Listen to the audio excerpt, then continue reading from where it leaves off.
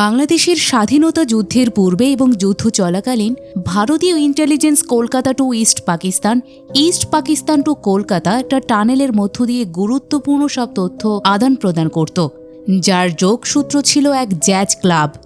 এই জ্যাজ ক্লাবে সবার অগোচরে স্পাই খেলত অন্ধকার খেলা, যে খেলা একসময় রূপ নেয় চরম পর্যায়ে। বলছিলাম আরিফিন শুভর Bollywood project jazz city web সিরিজের কথা। আজ আমরা এই ওয়েব সিরিজটির এক্সপ্লেনেশন নিয়ে হাজির হয়েছি। তাহলে আর কথা না বাড়িয়ে শুরু করা যাক। আজকের এই গল্পের সময়কাল দেখানো হয় 1969 সাল। তখন ইস্ট পাকিস্তানের বর্ডারে পাকিস্তানি আর্মির একটা প্রফেসরের গাড়ি লক্ষ্য করে গোলাগুলি শুরু হয়। প্রফেসরটা ছিল বাংলার স্বাধীনতার জন্য একজোটেরও ডাক দিয়েছিল। তো গাড়ি লক্ষ্য করে গুলি চালাতে থাকলে প্রফেসর গুলিবিদ্ধ হয়, কিন্তু তার সাথের 3 জনকে সেখান থেকে পালিয়ে যেতে বলে এবং তাদের কার্যক্রম চালিয়ে যেতে বলে। এদিকে পাকিস্তানি আর্মি প্রফেসরকে জিজ্ঞেস করে, তুমি বাংলা চাও নাকি মুসলমান? অর্থাৎ এখানে বোঝানো হয়, যদি সে ইস্ট পাকিস্তানের সাথে থাকার কথা বলে তাহলে সে মুসলিম। কিন্তু প্রফেসর জানিয়ে দেয় তার দুটোই লাগবে, মানে বাংলাও লাগবে আবার মুসলমানও। এইটা শুনেই আর্মি প্রফেসরকে গুলি করে একেবারে মেরে ফেলে। সিন নিয়ে যাওয়া হয় কলকাতায়। ইন্ডিয়ান আর্মি কর্নেলের কাছে এক সাংবাদিক কিছু ফুটেজ নিয়ে এসে বলে, ভিয়েতনামের মতো বাংলাতেও অত্যাচার করা হচ্ছে। কর্নেল সেই ফুটেজ নিয়ে এসে দেখায় এক বড় ইন্টেলিজেন্স অফিসারকে। অফিসার বলে, এই অত্যাচার তো বাংলায় অনেক দিন ধরেই চলছে। কর্নেল জিজ্ঞেস করে, আমরা কি কিছু করব না, শুধু চেয়ে চেয়ে দেখব? অফিসার জানায়, সরাসরি হস্তক্ষেপ করা যাবে না, তবে আমরা গোপনে বাংলাকে সাহায্য করব। এর মধ্যেই ইস্ট পাকিস্তান থেকে অনেক শরণার্থী ঢোকে কলকাতাতে। এরপরেই সিন নিয়ে যাওয়া হয় কলকাতার পার্কভিউ স্ট্রিটে। সেখানকার আভিজাত্য জ্যাজ ক্লাবের নাম জ্যাজ সিটি। সেই জ্যাজ সিটির মালিক জিমি রায়। এই ক্লাবটা বেশ নামি দামি, যার জন্য সব বড় বড় ব্যক্তিত্বরা সেখানে আসে, যাদেরকে এন্টারটেইন করে সিঙ্গার প্যামেলা। জিমিও সবাইকে বেশ ভালোভাবে সামলিয়ে রাখে। ক্লাবের এক টেবিলে ইস্ট পাকিস্তান থেকে যে শরণার্থী আসছে সেটা নিয়ে অনেক প্রশ্ন তোলে। বাগদ্বন্দ্ব হয় একে অন্যের সাথে। এর মধ্যে জ্যাজ সিটিতে সিনহা নামে এক ইনকাম ট্যাক্স অফিস থেকে এক সরকারি কর্মকর্তা আসে, যিনি জিমি রায়কে ডেকে বসেন জামিনী রায়। জিমি রায় সামনে আসলে সিনহা বলে, আপনার এই ক্লাবের পারমিটের মেয়াদ শেষ হয়ে গিয়েছে। আপনাকে পারমিট রিনিউ করার জন্য নোটিশ পাঠানো হয়েছিল, কিন্তু আপনি রিনিউ করেননি, তাই আগামীকাল রাত 12টার পর আপনার এই ক্লাব বন্ধ করে দেওয়া হবে। জিমি রিকোয়েস্ট করে, আগামীকাল হ্যাপি নিউ ইয়ার, অনেক গেস্ট আসবে, একটু ব্যবস্থা করুন না। সিনহা কিছুই বুঝতে চায় না। জিমি টাকা দিয়ে ব্যাপারটা সলভ করতে চাইলেও লাভ হয় না। সিনহা আগামীকাল রাত 12টার নোটিশ দিয়ে চলে যায়। সিনহা চলে যাওয়ার পর জিমি ক্লাবে উপস্থিত বিভিন্ন উচ্চপদস্থ ব্যক্তিবর্গদের বলে পারমিটের ব্যবস্থা করে দিতে। এমন সময় ক্লাবে উপস্থিত হয় শীলা বোস। শীলা বোসকে দেখে জিমি যেন চমকে ওঠে। অনেকদিন বাদে যে দেখছে, শীলা এসেছে মারিয়া নামে এক বিশিষ্ট ব্যক্তির সাথে দেখা করতে। তো জিমি শীলাকে বলে, অনেকদিন বাদেই দেখলাম, কি করো এখন? শীলা জানায়, শরণার্থীদের কর্মসংস্থানের ব্যবস্থা করছি। এই শীলার বিয়ে হয়েছে উচ্চপদস্থ একজনের সাথে, তাই জিমি শীলাকেও বলে যে তার ক্লাবের পারমিটের ব্যাপারটা যদি একটু দেখে। শীলা জানায়, এই ব্যাপারটা দেখছি। এরপর জিমি, শীলা এবং মারিয়া একসাথে বসে। ইস্ট পাকিস্তান, ওয়েস্ট পাকিস্তান আর ভারত নিয়ে সেখানে কথা চলে। শীলা সেখানে জিমিকে জানায়, আমি কিন্তু কাবেরীকে দেখেছি। কাবেরীর কথা শুনে জিমি যেন চমকে ওঠে। জিজ্ঞেস করে, কোথায় দেখেছ? শীলা জানায়, তাকে আমি ওয়েস্ট পাকিস্তানে দেখেছি। এটা জানতে পেরে জিমি বলে, তাহলে কাবেরীকে উর্দু শেখানো হচ্ছে ওখানে না? শীলাও বলে, এখানে থাকলে তো আবার তোমার কাছ থেকে ইংরেজি শিখিত। এসব নিয়ে বিভিন্ন কথা তাদের মধ্যে চলে। কথোপকথন শেষ হলে শীলা চলে যায়। ক্লাবের সবাই চলে যাওয়ার পর জিমি তার স্টাফদের নিয়ে বসে বলে, আগামীকালকে এই ক্লাবটা বন্ধ হয়ে যাচ্ছে, শুধুমাত্র পারমিট রিনিউ করতে পারেনি বলেই এমন হচ্ছে। তোমরা আমাকে নোটিশের কথা আগে জানাওনি কেন? যাই হোক, সমস্যা নেই, আগামীকাল অনেক গেস্ট আসবে, সবাইকে দেখে রাখতে হবে, আমি অন্য ব্যাপারগুলো দেখছি। পরের দিন সকালেই জিমিকে অনেকজন কল করে। তারা প্রত্যেকে টেবিল বুক করতে চায়। জিমি আছে এমনিতেই চিন্তায়, তবে সবাইকে সে ভালোভাবেই সামলায়। জিমি এরপর একটা ছোট্ট ট্রাক কিনে নিয়ে সেটা রং করে ক্লাবের পেছন সাইডে বার হিসেবে উপস্থাপন করে। রাতে শুরু হয় হ্যাপি নিউ ইয়ারের পার্টি। জিমি সবার সাথে 31st নাইট উদযাপন শুরু করে। রাত 12টার আগে জ্যাজ সিটির সামনে সিনহা চলে আসে। তার সাথে থাকে কলকাতা পুলিশ। তারা সেখানে এসেছে ক্লাবটি বন্ধ করার জন্য।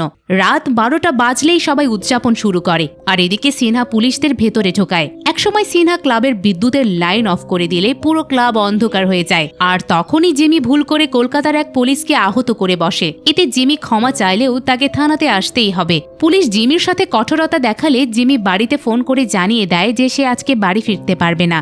শেষমেশ জিমিকে ঢুকতে হয় 14 শিকলে। পরের দিন জিমির ক্লাবের একজন থানায় এসে জিমিকে বলে তারা ক্লাবে তালা লাগিয়ে দিয়ে গিয়েছে। তখনই পুলিশ এসে জিমিকে জানায় আপনার বেল হয়ে গিয়েছে। বেল করেছে কে জিমি তা জানতে চাইলে পুলিশ দেখিয়ে দেয় সিনহাকে। সিনহা তখন থানার বাইরেই বসেছিল। জিমি তার সামনে এসে জিজ্ঞেস করে ভেতরে ঢুকিয়ে আবার বের করলেন কেন? আপনি আসলে কি চান আমার থেকে? সিনহা পুরো ক্লিয়ার কাট বলে দেয়, জানাই যখন আপনার একটা উপকার করেছি তখন আমার একটা উপকার করুন, এতে আপনি আপনার জ্যাজ সিটির লাইসেন্সও পেয়ে যাবেন। জিমি জানতে চায় তাকে কি করতে হবে। তখন সিনহা জানাই এখানকার এক জমিদারের গঙ্গা নদীর পাশের এক টুকরো জমি এনে দিতে হবে। আমি অনেকভাবে জমি নেয়ার চেষ্টা করেছি কিন্তু পারিনি, আপনি এনে দেন আর আপনার সকল হিসাব নিকাশ টুকে নেন, জানি আপনি এটা করতে পারবেন। জিমি সুন্দর গেট আপ সেট আপ করে চলে আসে জমিদারের বাড়িতে। নিজের পরিচয় দিয়ে বলে আমি একটা অনাথ আশ্রম খুলতে চাচ্ছি, যদি একটু নদীর পাশে আপনার ওই পরিত্যক্ত জায়গাটা দিতেন, মুক্ত জায়গাতে ইয়েতিম ছেলে মেয়েগুলো সুন্দরভাবে বেড়ে উঠতে পারত। জমিদার জানায় সবকিছু আসলে বিক্রি করার জন্য নয়, তোমার মতিগতি আমি বুঝতে পারছি। এখন তুমি অরফানের নাম করে জায়গাটা নিচ্ছ, পরে সেখানে রিভার ক্লাব বানাবে। তোমাদের মতো মানুষদের মতলব আমার বোঝা হয়ে গিয়েছে, এখন তুমি যাও, জমি তোমাকে দেওয়া যাবে না। জিমি বড় অঙ্কের টাকার অফার করলে জমিদার জানায় সব সময় টাকা চলে না। তখন সে দেখিয়ে দেয় তার বাড়িতেই কতগুলো পুরনো মূল্যবান জিনিসের কালেকশন রয়েছে। এইসব দেখে জিমি আসলে ধারণা পেয়ে যায় যে জমিদারের মিউজিকের প্রতি এক আলাদা টান আছে।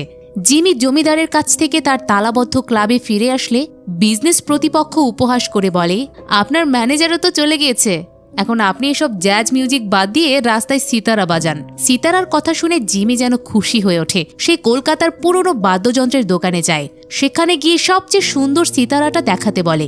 দোকানদার সিতারা দেখালে জিমি বলে এটা তো অনেক পুরনো। দোকানদার জানাই এইটা সবচেয়ে সেরা সিতারা, তাছাড়া আমার থেকে বিখ্যাত সব সঙ্গীত বাদক জোবেদা বেগমও সিতারা নিয়ে গেছেন। জিমি মূলত এই জোবেদা বেগমের ব্যাপারটা জানতেই এখানে এসেছেন। জোবেদা বেগম এখন বেনারসে থাকে। তিনি বেনারসে চলে আসেন এবং জোবেদা বেগমকে বুঝিয়ে শুনিয়ে নিয়ে আসেন জমিদারের বাড়িতে। জমিদার আবার জোবেদা বেগমের খুব বড় ফ্যান। প্ল্যান হচ্ছে জোবেদা বেগমকে নিয়ে ওই নদীর পাশের জমিটা নিয়ে নেওয়া, এবং এতে জিমি সফলও হয়। সেই জমিতে সিনহা একটা গর্ত করতে থাকে। তখন জানা যায় সিনহার জমি কেনার আসল উদ্দেশ্য সেই সরকারি কর্মকর্তা ঠিকই, কিন্তু ট্যাক্স ডিপার্টমেন্টে নয়। সিনহা একজন স্পাই। ওই যে শুরুতে যে কর্নেলকে দেখেছিলাম তার সাথে থেকেই সে কাজ করে। আর জমিটার নিচে দিয়ে ব্রিটিশদের করা এক টানেল রয়েছে, সেই টানেলটা ইস্ট পাকিস্তানেও গিয়েছে। সেই টানেল দিয়ে ইন্ডিয়ান কর্মকর্তারা ইস্ট পাকিস্তানের তথ্য আদান প্রদান করবে। আর এজন্য সিনহা জিমি রয়কে বেছে নেয়, কারণ জিমি অত্যন্ত চালাক এবং ধূর্ত। সে নিজেকে সেভ করে চলবে। কর্নেল এবং সিনহা জিমিকে দিয়ে এমন অশান্ত মুহূর্তে গোপন সকল কর্মকাণ্ড করার সিদ্ধান্ত নেয়। এতে রক্তপাত হলে তার হবে। কর্নেল সিনহাকে বলে বর্ডার পার হয়ে যে 3 ছেলে কলকাতায় এসেছে তাদেরও খুঁজে বের করতে হবে। অন্যদিকে জিমি তার জ্যাজ সিটির সকল লাইসেন্স আবারও হাতে পেয়ে শুরু করে দেয় আবারও কার্যক্রম। এই পর্যায়ে সিন নিয়ে যাওয়া হয় আবারও ইস্ট পাকিস্তানে। একটা বাসে আমরা দেখতে পাই কাবেরীকে। কাবেরী ইস্ট পাকিস্তানেই ছিল। সে বাসে বাংলা নিয়ে গান গাচ্ছিল। ওই রাস্তাতেই পাকিস্তানি এক আর্মি অফিসারের গাড়ি নষ্ট হওয়ায় সেই বাসে উঠে পড়ে। কাবেরী আর্মিদের দেখেও বাংলা গান গাইতে থাকলে পাকিস্তানি আর্মি গান গাওয়া বাদ দিয়ে উর্দুতে গজল গাইতে বলে। কিন্তু ভাষার জন্য যে আত্মত্যাগ বাঙালি করেছে সেটাকে স্মরণ করে বাংলাতেই গান গাইতে থাকে। এতে পাকিস্তানি আর্মিরা বিরক্ত হতে থাকলে কন্ট্রাক্টর কৌশলে কাবেরী সহ তার সাথের সবাইকে নামিয়ে দেয়। আর্মি 3 জনকে একত্রে দেখে কাছে ডাকে, শুধু যাচাই করার জন্যই তাদেরকে ডাকে যে 3 জন পালিয়েছে এরাই সেই 3 জন কিনা। ইন্ডিয়া এবং পাকিস্তান 2 দেশই ওই 3 জনকে খুঁজছে, কারণ তারাই এখন বাংলার 3 অ্যাসেট তথা স্পাই।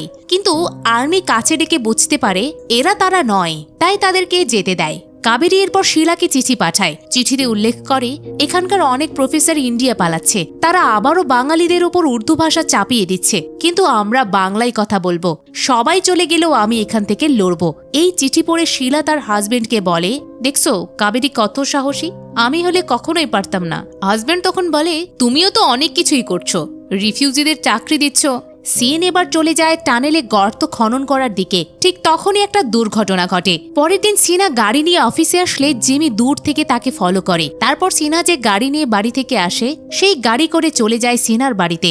এদিকে সিনা আসে কর্নেলের কাছে। কর্নেলের কাছ থেকে আমরা জানতে পারি সিনার আসল নাম শশী। কর্নেল সিনাকে বলে, এসব কাকে নিয়ে কাজ করছো? লন্ডন থেকে এক ইঞ্জিনিয়ার আসছে, টানেলের গর্ত খুঁড়ে চলে যাবে, তুমি ব্যাপারটা ভালোভাবে যাচাই বাছাই করো। সিনা জানাই ঠিক আছে। তখনই সিনাকে তার বাড়ি থেকে ওয়াইফ ফোন করে বলে, তোমার এক বন্ধু এসেছে। সিনা বাড়ি এসে দেখে আসলে জিমি এসেছে।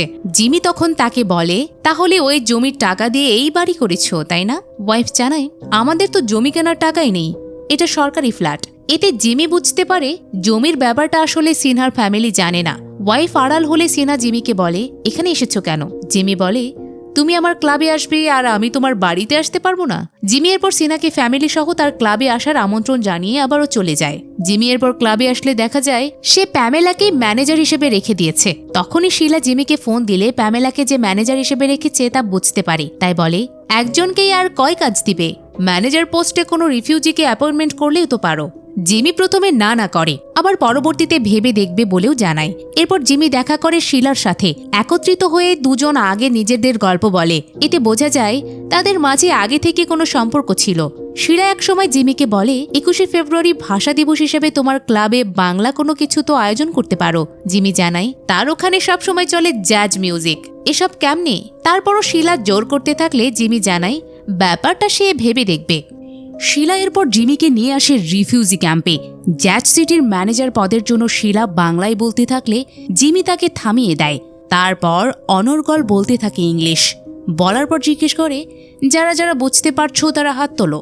মাত্র কয়েকজনই হাত উঠায়। এরপর যারা হাত উঠায় তাদেরকে রেখে বাকিদের আগে ডিসকোয়ালিফাইড করে দেয় সে। জিমি তারপর জিজ্ঞেস করে কে কে ভালো ইংরেজি এবং হিন্দিতে কথা বলে। এরপর রাম বাহাদুর নামে একজন হাত উঠায়। সে জানায় তার বাড়ি বরিশালে, একটা হোটেলে ম্যানেজার পদে চাকরি করার অভিজ্ঞতা রয়েছে, হিন্দি ইংলিশ ফ্লুয়েন্টলি বলতে পারে। শেষমেশ রাম বাহাদুর ম্যানেজার হিসেবে দায়িত্ব পায়। সিন এরপর নিয়ে যাওয়া হয় ইস্ট পাকিস্তানের ঢাকা শহরে। সেখানে ঢাকা বিশ্ববিদ্যালয়ের কাবেরী তার দলবল নিয়ে 21শে ফেব্রুয়ারি অর্থাৎ ভাষা আন্দোলনের জন্য প্রস্তুতি গ্রহণ করতে থাকলে সেখানে এক শিক্ষকও তাদের সাথে যুক্ত হয়। ইস্ট পাকিস্তানে নিযুক্ত Pakistan army officer general Hanif টেনশনে আছে কলকাতাকে নিয়ে। এখানকার সবাই কলকাতার কথাগুলো রেডিওতে শোনে। কর্নেল টেনশনে আছে জিমিকে নিয়ে। তার তো কোনো দেশপ্রেম নেই, সে কিভাবে দেশের খবর এই পাশ থেকে ওপাশ করবে? সিনহা তথা শশী জানাই, ওই পারবে স্যার, চিন্তা করেন না, আমরা তাকে সেভাবেই প্রিপেয়ার করব। শুধু তথ্য আদান প্রদানের ব্যাপার তো হয়ে যাবে।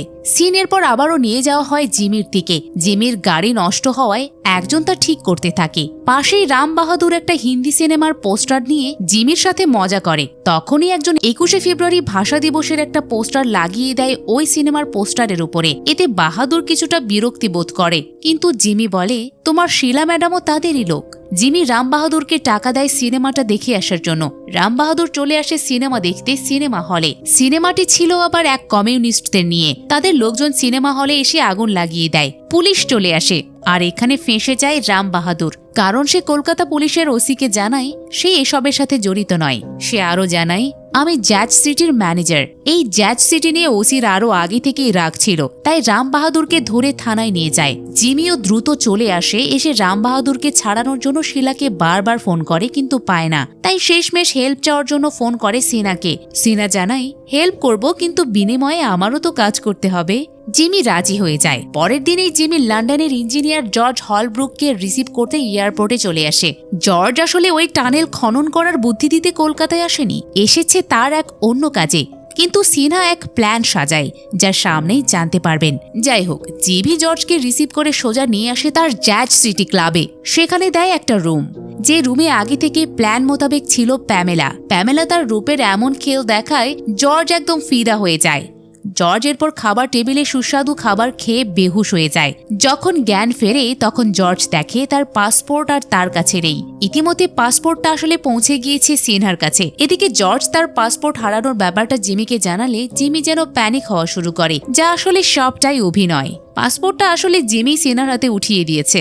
এখন জর্জ তো পাসপোর্ট ছাড়া কলকাতায় থাকতেই পারবে না, তাই নিজেকে ইঞ্জিনিয়ার পরিচয় দিয়ে সেই ক্লাবে একটা কাজের অফার করে, যেটা প্ল্যান মোতাবেক লুফে নেয় সেনা। অর্থাৎ সুড়ঙ্গ করার জন্য ইঞ্জিনিয়ার জর্জ হলব্রুককে নিয়ে ফেলে। সেদিন রাম বাহাদুর কিচেনে আসলে শেফ মাইকেল এবং তার ওয়াইফ গৌরী জানায়, আমরা আগামী 21শে ফেব্রুয়ারি কিন্তু আসতে পারবো না। এটা শুনে রাম বাহাদুরের মাথায় গরম হয়ে যায়। জানাই 21 তারিখ পড়ছে স্যাটারডে, সেদিন অনেক চাপ থাকে, শেফ ছাড়া কিভাবে হবে। রাম বাহাদুরের এসব কথা শুনে মাইকেল গৌরী চুপি থাকে। ওইদিকে ঢাকায় 21শে ফেব্রুয়ারির প্রস্তুতি জোরালোভাবে চলতে থাকে। কাবেরী সহ সেখানে উপস্থিত সবাই এক বাঙালি ওয়েস্ট পাকিস্তান আর্মিকে 21শে ফেব্রুয়ারির ভাষা দিবসের প্রোগ্রামে অ্যাটেন্ড হতে বলে। সেখানে শিক্ষক জানিয়ে দেয় তাদের লড়াইয়ের মাথা হচ্ছে মুজিব। কিন্তু Pakistani army officer general Hanif মুজিবের চেয়ে বেশি দোষ দেয় গান্ধীকে। জানায় এসব লড়াই সেই বেশি উদ্বুদ্ধ করেছে। পরের দিন অর্থাৎ 21শে ফেব্রুয়ারি জিমি তার জ্যাজ সিটির কিচেনে ঢুকলে দেখে মাইকেল আর গৌরী সিঙ্গারা ভাজছে। তা দেখে জিমি জিজ্ঞেস করে, এত সিঙ্গারা কার জন্য? মাইকেল জানায়, শিলা বোস অর্ডার দিয়েছেন। শিলা বোসের কথা আসায় জিমি বুঝতে পারে এই সিঙ্গারাগুলো কলকাতায় আয়োজিত 21শে ফেব্রুয়ারির প্রোগ্রামে যাবে। তখনই জিমির বাড়ি থেকে ফোন আসে। জিমি বাড়ি এসে বাবাকে পায় না, কিন্তু 21শে ফেব্রুয়ারির পোস্টারটা পায়। পোস্টারটা দেখে ছুটতে থাকে আর একটা গাড়ির ভেতরে পেয়ে যায়। সেখানে জিমি বাবার সাথে কিছুটা খারাপ ব্যবহার করলে অন্যান্য প্যাসেঞ্জার জিমির ওপরে তেড়ে আসে। জিমি আবার কাউকে নাক গলাতে নিষেধ করে। জিমি এরপর বাবাকে নিয়েই ভাষা দিবসের প্রোগ্রামের জায়গাটাতে আসে। তার বাবা সেখানে আসার জন্যই বের হয়েছিল। জিমিকে এভাবে এখানে দেখে শিলা যেন অবাকই হয়। জিমি আবার প্রোগ্রামে সিনাকে দেখতে পায়, কিন্তু অবাক হয় না। আরো বলে, নদীর পাশের জায়গাটায় যদি রিভার হোটেল বানান তাহলে আমাকে একটু শেয়ার দিয়েন। শুরু হয় একসাথে ইস্ট পাকিস্তান এবং কলকাতায় ভাষা দিবসের প্রোগ্রাম। কলকাতায় বিভিন্ন ভাষায় গাওয়া হয়, আমার ভাইয়ের রক্তে রাঙানো 21শে ফেব্রুয়ারি, আমি কি ভুলিতে পারি, ছেলে হারা কত মায়ের অশ্রু গড়াই ফেব্রুয়ারি, আমি কি ভুলিতে পারি। অন্যদিকে জেনারেল হানিফ তার অফিসে বাঙালি আর্মির খোঁজ করলে জানতে পারে সে ছুটি নিয়েছে। আর ছুটি নেওয়ার কারণ হচ্ছে ভাষা দিবসে অংশগ্রহণ করবে। এই ব্যাপারটা জানতে পেরে জেনারেল হানিফের মাথা গরম হয়ে যায়। কলকাতায় প্রোগ্রাম শেষ হলে জিমি শিলাকে বলে, এরকম শিল্পী আর গান পরিবেশন করে কি হবে, পরের বার থেকে আমি তোমাদের জন্য ফান্ডের ব্যবস্থা করে দেব। এইটা শুনে শিলা বলে, তুমি দেখি আগের মতোই আছো, তোমার বুদ্ধিটা এখনো আছে। কলকাতায় প্রোগ্রাম সফল হলেও ইস্ট পাকিস্তানের ঢাকা বিশ্ববিদ্যালয়ে ফোর্স নিয়ে হাজির হয় জেনারেল হানিফ। এরপর প্রোগ্রামে উপস্থিত হওয়া সবার উপরে ঝাঁপিয়ে পড়ে আর সবাইকে মারতে শুরু করে। জেনারেল হানিফ নিজে হাতে কাবেরীর সহকারী সুমনকে গলা টিপে হত্যা করে, যা কিনা শুধু চেয়ে চেয়ে দেখতে হয় কাবেরী এবং শিক্ষক সহ সবাইকে। কিছুই করতে পারে না তারা, হারিয়ে ফেলে তাদের কাছের জনকে। Jazz city web series total 10 এপিসোডের। আমরা এখানে মাত্র 2টা এপিসোড উপস্থাপন করেছি। আপনারা যদি সবগুলো এপিসোডের এক্সপ্লেনেশন দেখতে চান, অনেক বেশি কমেন্ট করেন এবং সবার সাথে শেয়ার করেন, তবেই কেবল আমরা জ্যাজ সিটির পরের এক্সপ্লেনেশনগুলো নিয়ে আসবো। তাই আপনাদের মতামত জানিয়ে দিন কমেন্ট বক্সে। এতক্ষণ মিসেস মুভি এক্সপ্লেনারের সাথে থাকার জন্য ধন্যবাদ।